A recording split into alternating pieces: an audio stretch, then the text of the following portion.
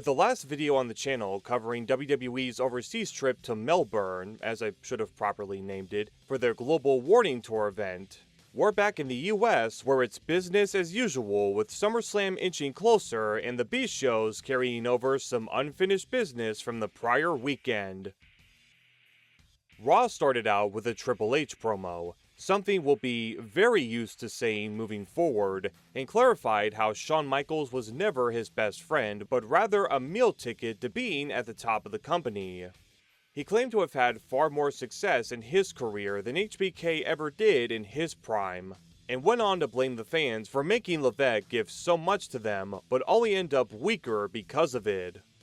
He made a promise to put an end to Shawn at SummerSlam when The Rock interrupts. The man who pinned Hunter to retain his WWE title at Global Warning reminds him of who he is with this memorable punchline.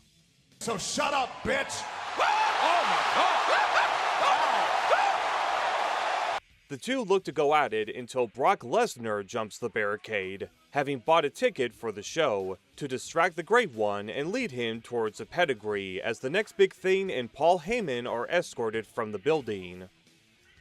Eric Bischoff came out later on to declare that Rock and Triple H would be facing each other, along with the Un-Americans, Booker T, Goldust, and Undertaker in an 8-man tag match for the main event, before he revealed the newest signing to the Red brand in Stephanie's now former assistant, Stacy Keibler.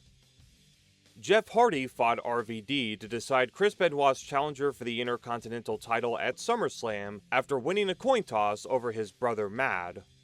When Jeff missed the Swanton Bomb, Matt came down to seemingly help his younger brother out, only to nail the Twist of Fate out of spite and jealousy to help Van Dam get his spot next Sunday that may hopefully bring the IC Championship back to Raw.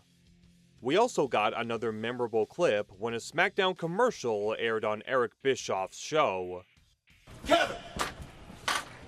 Kevin Dunn, what the hell was that?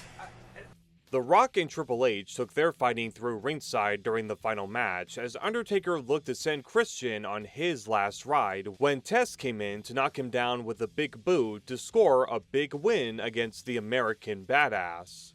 But this was all an afterthought compared to what happened after the show went off the air, with all 7 superstars, plus Vince, trying to persuade the former dead man into doing the Taker-Rooney.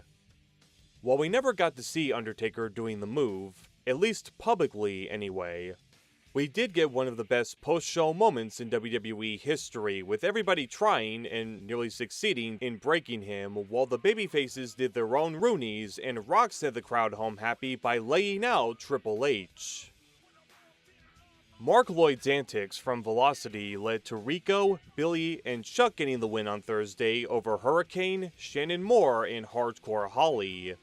After the bell, Matt Hardy ran down when the heels were cleared out and stand tall with his fellow North Carolina brethren, later confirming his jump over to the Blue brand before stating that SmackDown is ready for Matt Hardy version 1.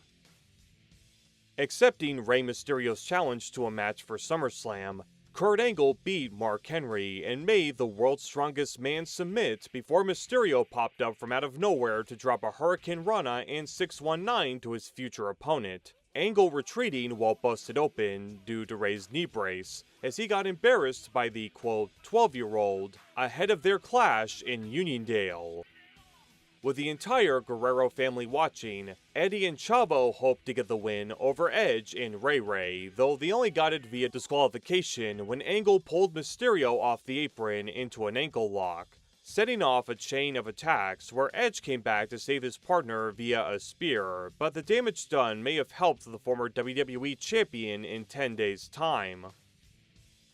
A champion versus champion main event concluded SmackDown with The Rock and Chris Benoit, as Brock Lesnar once again distracted the People's Champion, giving an assist for the crossface, but history would not repeat itself when Rocky grabbed the bottom rope and bounced back soon after to win the match with the Rock Bottom. Despite Benoit giving some harsh blows throughout, the main eventers for the biggest party of the summer closed out the show with another intense stare down. Looking ahead to Velocity, the action wraps up late Saturday night with the cruiserweights in tag team action as Funaki and Billy Kidman take on former champion Tajiri and current champion Jamie Noble. Sunday Night Heat features Bradshaw bringing his bull rope to a place that might be bigger and more bizarre than his home state when he goes one-on-one with Shawn Stasiak. Velocity picks right up from last weekend with Hardcore Holly and Rico opening the show. Michael Cole returns to the booth and is hopefully caught up on his Australian football knowledge to recap the events caused by his broadcast partner, while Bob forces the hairstylist into the ring before the bell and goes on offense in the corner.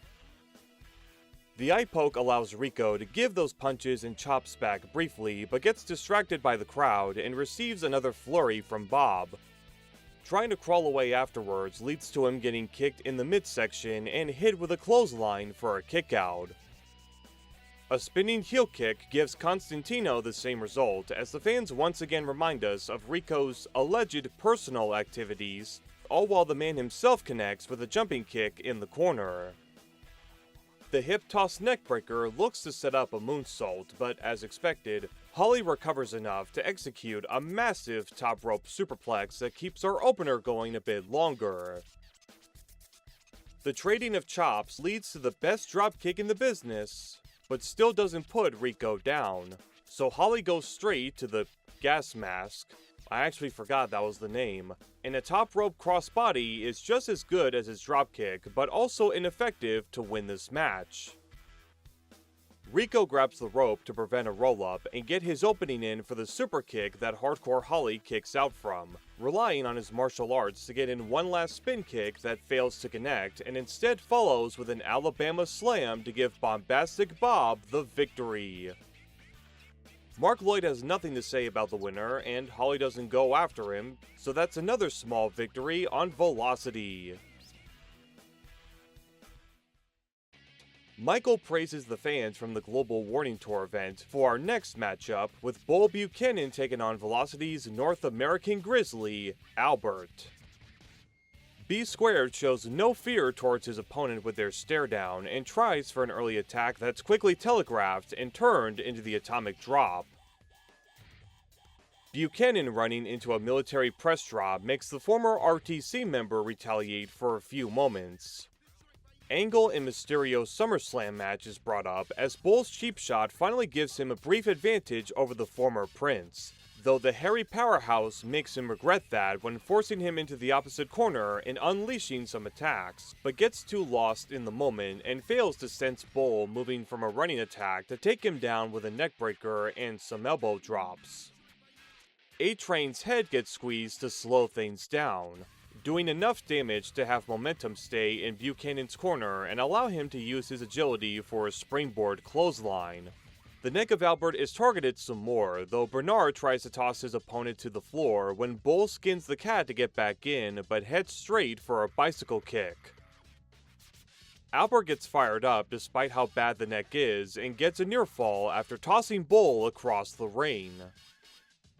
Albert finally gets to take control in this match, looking for the Vader bomb in the corner that's stopped thanks to Bull's feed, and almost leads to a top rope attack that gets halted momentarily, ending with Bull raking Albert's eyes to send him crashing to the mat.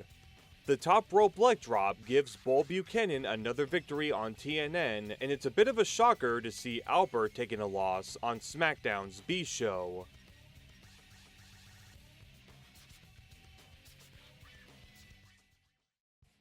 The Reverend comes out alone tonight after Batista threw him into the locker room on SmackDown, needing to shift his focus as D-Von faces John Cena on the show that apparently nobody watched. D-Von cheapshots Cena when this match gets underway. The veteran leans into his experience to get an early advantage, but doesn't stop the rookie from leaping over him and throwing some attacks. The situation regarding the IC title match at SummerSlam is explained, just as D-Von's clothesline explains to John what ruthless aggression truly means. The Dudley Boy keeps it up in the corner, and the prototype ends up far from his former name when he gets choked on the mat. only managing to get in a running crossbody before getting dropped once more. D-Von panning to the fans for too long finally gives John a window of opportunity to toss him off and start a comeback that's nowhere identical to what we'd be used to seeing, but the belly-to-belly almost does the job.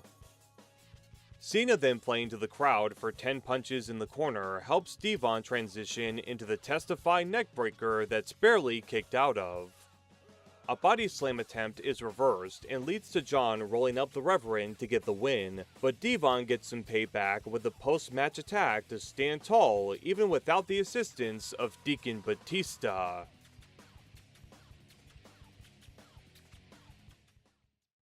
The cruiserweights wrap up another Velocity as Tajiri and Jamie Noble team up to tackle Funaki and Billy Kidman, with Nidia and Torrie Wilson in their respective corners. And you know Torrie wants to get her hands on Noble's girlfriend for what happened at both Global Warning and on SmackDown.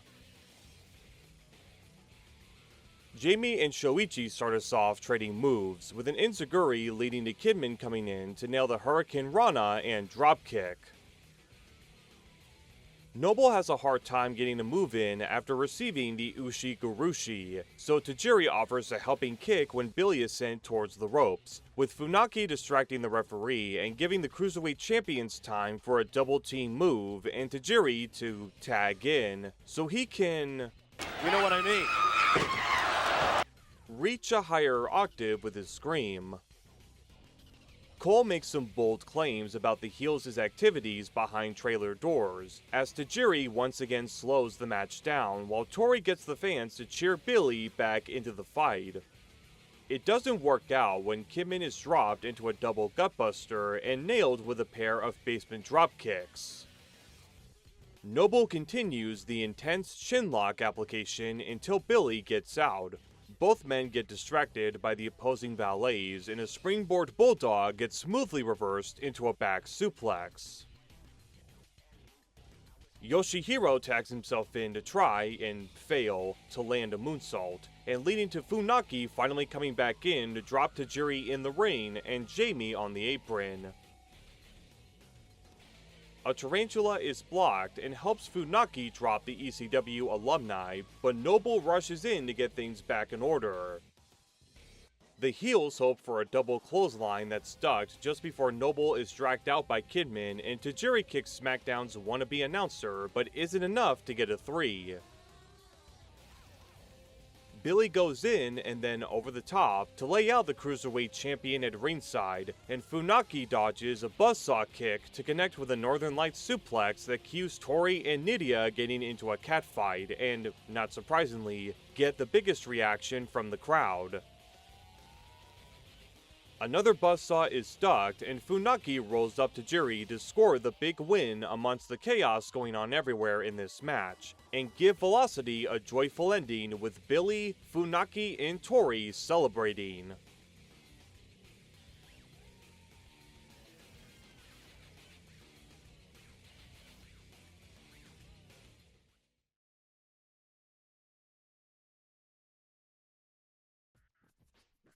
Much like the Blue Brand, Rosby's show hopes to finish what was started at the end of Heat last Sunday with D'Lo Brown finally facing Raven.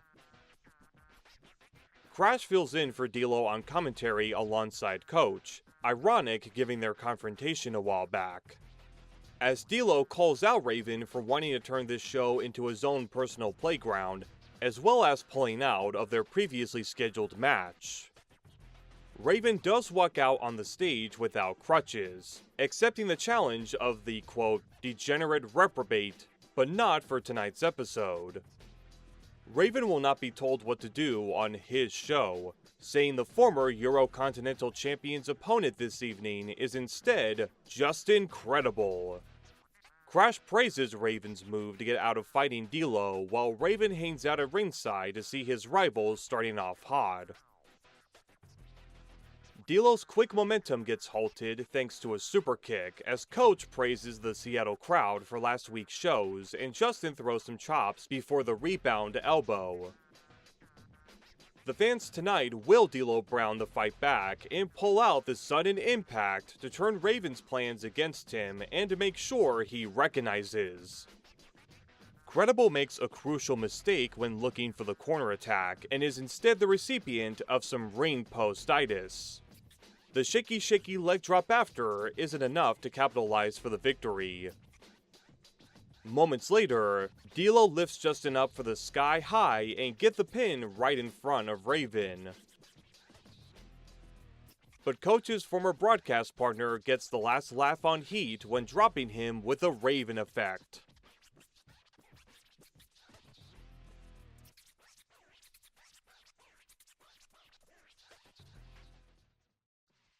William Regal ventures to Heat as he prepares to cut the legs out from under the rising rookie on the show, Shelton Benjamin. A tie-up starts in the middle to the corner, with Regal trying to outsmart Shelton but gets arm dragged and has to rethink that strategy. Steven does finally get the edge when targeting Benjamin's right arm for a bit, though Shelton pulls out an incredible reversal to escape his grasp. The future Raw general manager is impressed thus far with the Orangeburg native and offers a handshake, as Shelton beats his opponent to the punch and takes him down with a dragon screw. He lifts William up for a body drop that leads to a near fall, getting a little more aggressive by bouncing the European's head onto the mat a few times, but gets his receipt via some uppercuts from the veteran. Fozzy will perform live on Raw tomorrow night, though that matters little to Regal when rolling up Shelton and then walking into a super kick that doesn't give either man the win. OVW's former star gets to show off for a few moments, not lasting for long when William pushes back and tries for his neckbreaker that Benjamin reverses, and following a trading of sunset flips, the small package from Regal, despite his opponent appearing to kick out right at 3, gives the Englishman a win to snap Shelton's hot streak on Sunday nights.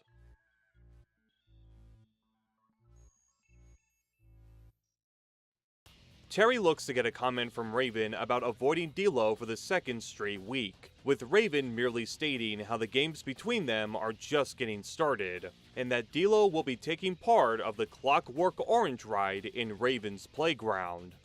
Would that ride by chance look anything like this? Just asking for a friend. There looks to be a rodeo within Raven's playground for our Heat main event between Bradshaw and Shawn Stasiak. Whether Planet Stasiak would be another attraction remains to be seen. An early attack gets started when Bradshaw goes straight to booting Shawn and brawls with him all around ringside. Stasiak does drop a few shots onto the Texan, but he's stopped in his tracks, chopped, and then dropped with the DDT for a near fall. Justin Hawk continues this stiff offense until his powerbomb gets reversed, as Crash informs us of Shawn's new finisher. Look at him, Coach, look at him! Stasiak's about to set him up for his finisher, the ratings drop, I feel it! What'd you just say? He's gonna hit him with the ratings drop, it's his new finisher! Subtlety really wasn't one of WWE's strengths for a time, was it? Crash jinxes it when Shawn is caught off the ropes and dealt with a fallaway slam. Stasiak bounces back to make Bradshaw see stars near his planet when locking in the sleeper hold, giving it a minute before the Hardcore superstar escapes and drops meat with the back suplex. JBL gets his comeback underway, needing to throw a lariat in the corner and setting up a superplex, but he gets halted from the high-rent district and dropped with a top rope clothesline, managing to kick out after that aerial maneuver. Shawn makes a miscalculation when Irish whipping him for a corner attack. His opponent ducks, and he turns around straight into a clothesline from hell to wrap up the final heat before going live at SummerSlam next Sunday night.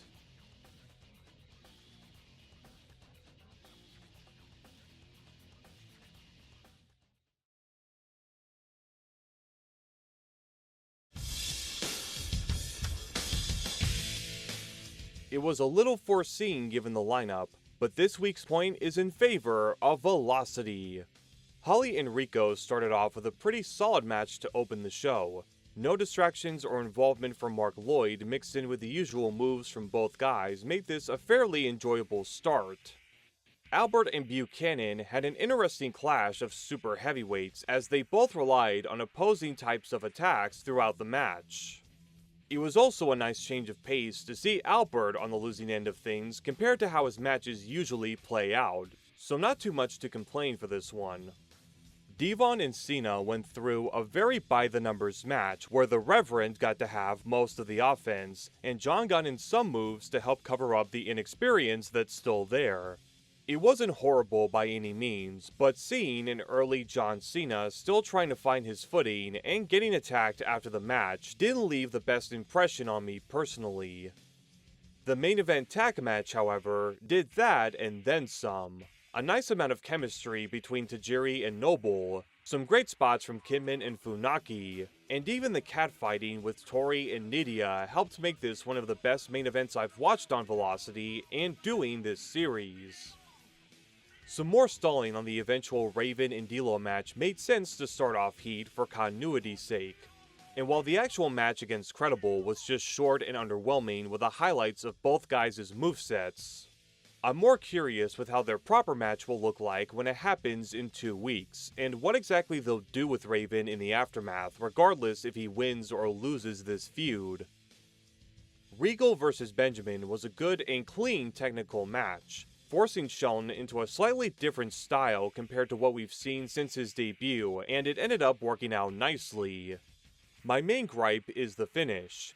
Not just with a slight mishap count on the small package, but to also hand Benjamin his first loss this early into his main roster run. If he had been given a few more wins before finally taking the loss to a slightly prominent name on Raw like Regal, then it wouldn't have bothered me as much. Bradshaw and Stasiak started off with a wild brawl outside and kept a decent pace throughout, even having Shawn pulling off a top rope dive, which was a little surprising. A predictable outcome, but still a good ending to Heat and for this set of B-shows. The next time we return to Velocity and Heat will take place SummerSlam weekend, where the usual action occurs on TNN and get the last chunk of build-up on MTV just prior to what could be an incredible edition of the biggest party of the summer. I'm excited to check those out, and hopefully you'll be as well for the next battle of the B-shows.